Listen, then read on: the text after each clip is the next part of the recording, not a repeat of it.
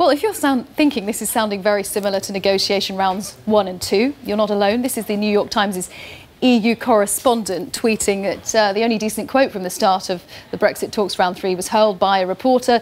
"Sounds like Groundhog Day, gents," he said. Now, let's talk to Catherine Feore, who's a journalist for the EU Report, who's based in Brussels. So, Catherine, hello to you. That reporter saying it felt like Groundhog Day. How does it feel to you?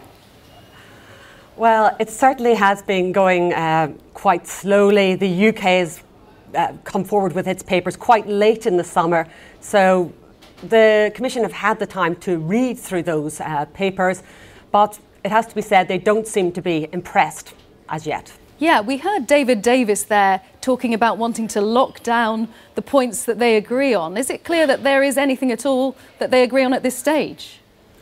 There are some areas of agreement. There is some overlap, for example, in citizen rights where there is agreement, but there are some very fundamental questions like the fact that rights are protected under EU law at this stage, and the Commission are eager that that remains the case. So, but there are areas where the aspirations of protecting citizens' rights are there.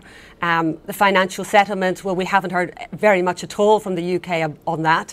And on Northern Ireland, again, they share the aspirations, but the Commission do not believe at this stage that the UK is coming forward with realistic proposals. I haven't heard a lot of people who seem to think that much is going to come out tangibly from round 3. Is that the general feeling?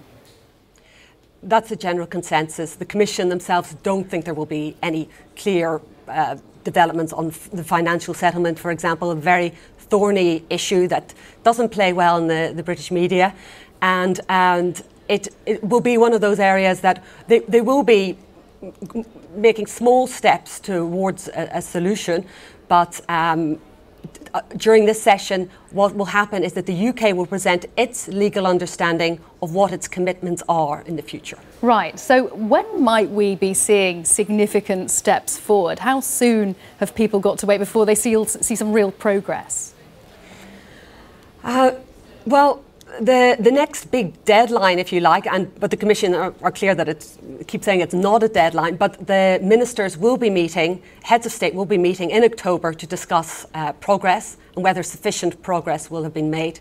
There's only one more negotiating session before that happens, and so a lot of progress will be needed at that stage, but I don't think anybody's very optimistic that enough progress will have been made if things continue at the current rate. Right. But you've heard Michel Barnier, he wants to continue and make whatever effort is needed.